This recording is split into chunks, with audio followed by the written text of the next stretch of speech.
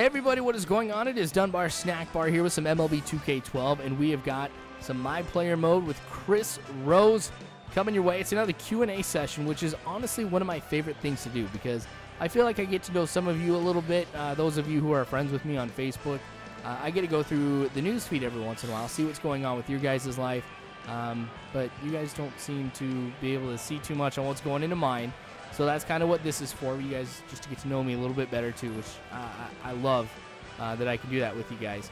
So just wanted to get out of the way here real quick too. This might be the only video that I'm doing this weekend because I got to be to work early on Saturday, and Sunday is my birthday. So I don't know what I'm going to be doing on my birthday, except I might go out to eat at a restaurant that I love. So if I don't get to videos, my bad, but honestly, it's my birthday. I like to have a day off from everything and just relax and do what I want to do. So anyway, let's get to the questions. A lot of great questions. I wish I could get to all of them, but man, it would take me hours to answer some of these questions. Tariq DCA asked a really, really good one that I wish I could answer, but it was like I told him, like, this could take a whole video, but asking me, you know, what I thought about what's going on in Syria and stuff like that. I love talking about world events. I follow it very, very closely. I mean, I definitely have an opinion on stuff like that, but man, that would be like I said, a video unto itself, and that could be like a half hour. But anyway, let's go ahead and get to the questions that I will be able to answer here in this one. The first one comes from Kyle on Facebook, and he asked me, what is it like being a father so far? The only word I can think of is just amazing, like in every single way. One of the biggest things that surprised me is how much I could love somebody who hasn't done anything for me at all. I mean, really, my son Hiram, all he does is he eats, sleeps, poops, and pees. But, you know, every time I look at him, it's just like, oh my gosh, this kid is amazing. I'm so glad that he's, you know, come into my life, and I'm so lucky to be his dad. So this kid has a lot of potential, which I'm hoping that he'll be able to reach, and I'm hoping that as a dad, I'll be able to help him reach it. It gives me a unique perspective on things because me being a dad and the things that I want for my son, I know is the same stuff my dad wanted for me. And being on the other side now, I can be like, all right, well, I know this is why he said, you know, don't do this or do that, or, you know, why he was hard on me on certain things. It all makes sense now. And, you know, I'm hoping to kind of be like the same as my dad with him, because my dad is an awesome person. So, Drew, kind of piggybacking off of that one, asked over Twitter. So Drew the Mighty One asked, is there anything you want your son to do? Well, there's a lot of things that as a dad you want your son to be able to do. I mean, one of the biggest things is to have a better life than you have had. So there's this thing about being a dad where you want to pass on the greatest things, and you want to make him avoid the things that have been rough in your life. Of course, I've got, you know, my little secret things that I would love my son to do. Like, I'd love him to be able to play baseball and be really good at it too. You know, because that's what I wanted. And, you know, as a dad, you kind of want to be able to see your son do the things that you've wanted to do or take part in the things that you did and enjoyed. So that's kind of the one thing I guess I would say that I want my son to do is to play baseball and enjoy it as much as I do. So that way, you know, I've always got somebody I can talk baseball with, I can watch games with and stuff like that. But, you know, on a deeper level, I guess I want my son to be happy.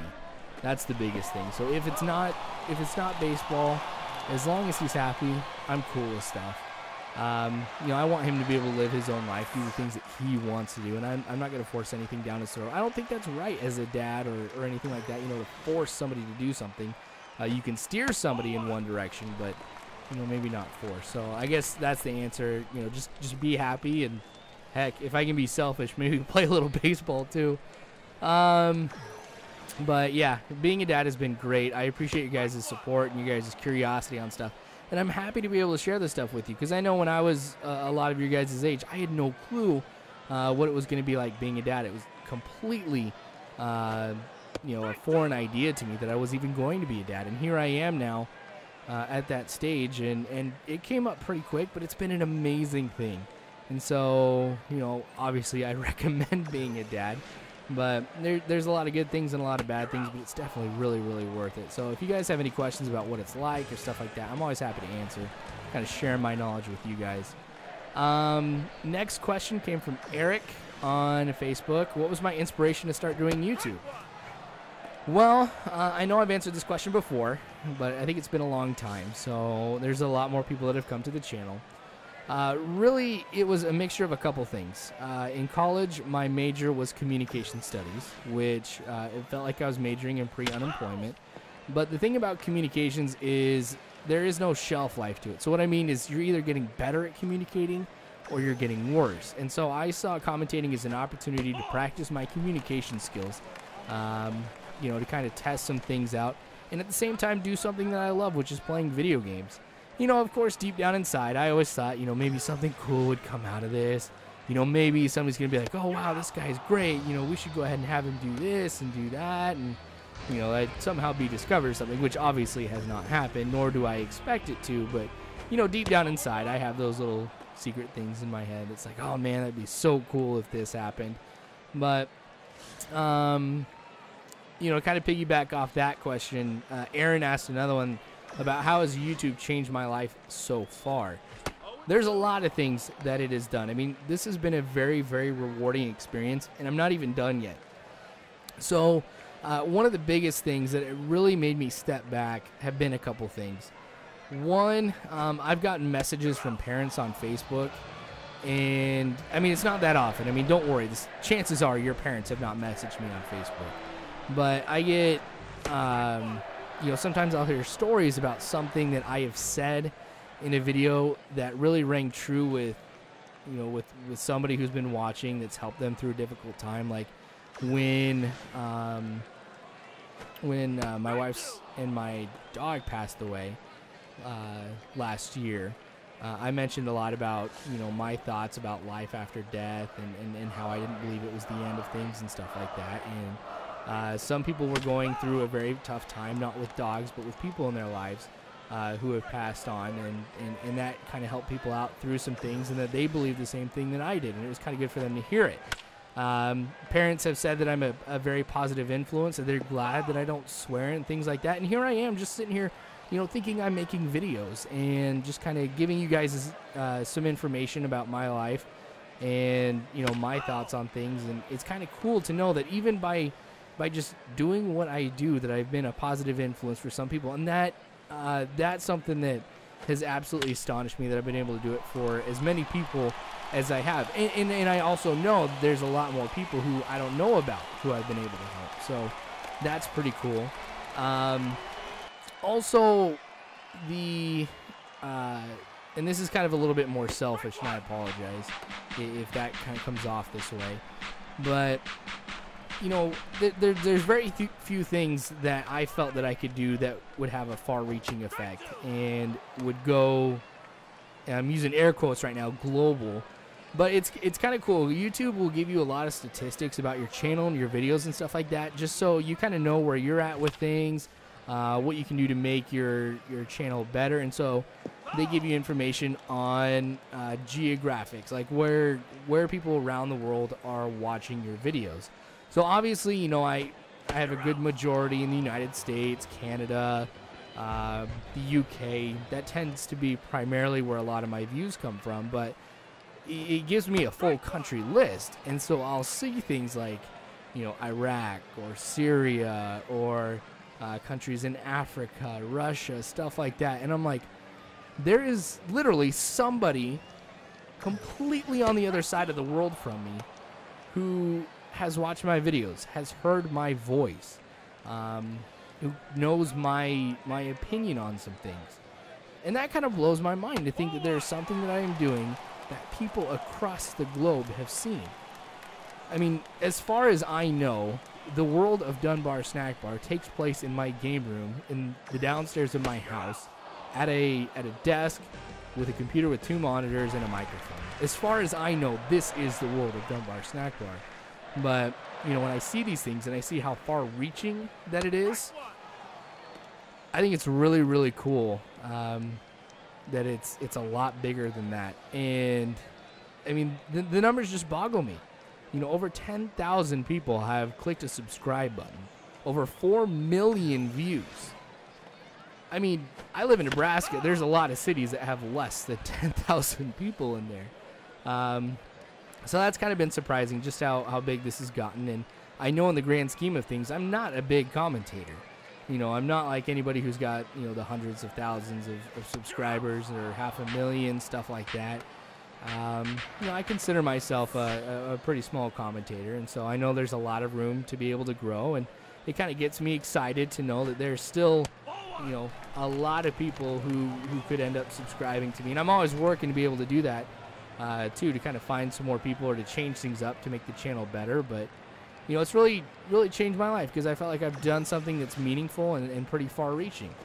Not what I was expecting when I decided to start doing this, so that's been pretty cool.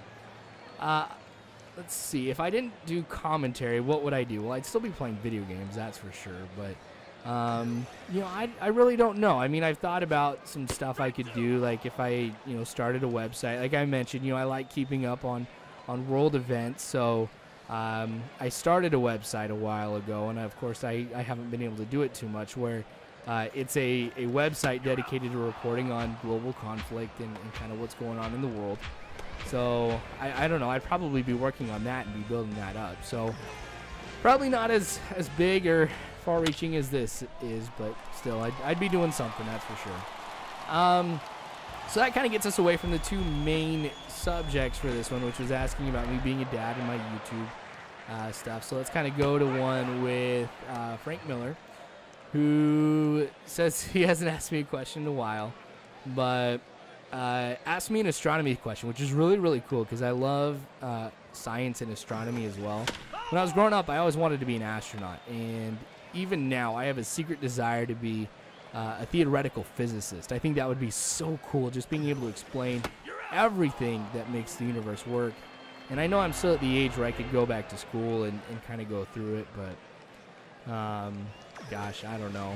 It'd be super tough. Worthwhile, but very tough. But he asked, what planets would most interest me if I could go ahead and travel to them if I was an astronaut? Honestly, it would not be a planet. If I could travel anywhere in the solar system right now, it would be one of Jupiter's moons called Europa.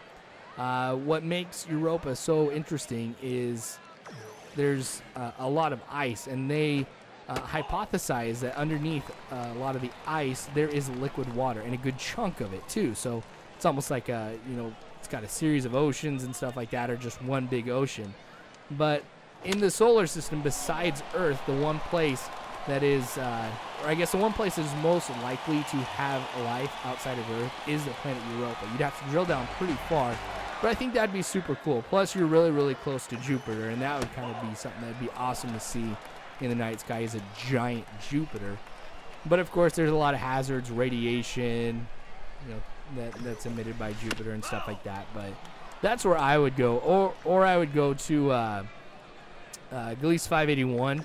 That's a solar system where they have theorized there could be 2 or 3 planets within the habitable zone, or the Goldilocks zone is also what it's called, where there could potentially be life. That'd be really cool to go to. But I know for a lot of you guys, it's like, boom, over my head. I don't care. Shut up, Dunbar. But to answer your question, that is what it is. Luke asked, what did you get your wife for Valentine's Day? Well, when our son Hiram was born, she's like, you don't have to get me anything for Valentine's Day because you gave me H'ers, which is the nickname we have for our son, is H'ers. So if I mention that or anything like that in a tweet or something you see on Facebook, H'ers is my son. His name is Hiram, but we call him H'ers. So she's like, you don't have to get me anything. And let's be honest, you guys, if a girl says don't get me anything, it really means get me something. But this is like a test. Well, maybe not with my wife. My wife is very cool and very straightforward about stuff. But I still got her some chocolate. So I kind of messed up because on Valentine's Day, I remembered it was Valentine's Day, and I'm like, I'm gonna surprise her. I'm gonna get some chocolate on my way off of work. And the thing is I always get really excited to come home after work because I just love being around my wife. She's awesome and phenomenal. And now that I have Hiram too, I also want to come home and be around him. So I got so excited that I totally spaced I was gonna get chocolate. So today, well, the day after Valentine's Day, was when I ended up buying the chocolate, which actually kind of worked out for me because it was 50% off. So I just got her some chocolate and things like that. Plus, she's been craving chocolate. So that kind of works out here, too, for the both of us. I'm usually, like, anti-Valentine's Day anyway. It seems like when I was in high school and even in college and afterwards and stuff like that, it was like Valentine's Day was guaranteed to be a bad day for me. So I kind of, like, stayed away from it. But after being married, it's turned out to be a pretty cool day. So I really can't complain. I'm trying to think if there's any other questions. Let's see how far we are in the video. Oh, we're in the 9th inning, so 1 out. Maybe I have time for one more question. Let's see. I'm going to go with... Let's see. Where is it? I feel bad because I'm not going to be able to say the person's name who asked me the question. But it was about, you know, what do I do to work out? I don't work out that much. I probably should a lot more. I've got a treadmill, actually, in this game room that, you know, I'll walk or run on every once in a while. And lately at work, I've been having to walk like 8 hours a day, just kind of pacing back and forth and helping out some people if they have questions. So that's kind of been my working out as of late.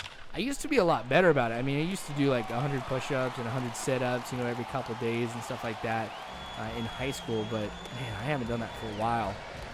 So that's, gosh, I feel bad that I'm admitting that, but it's the truth.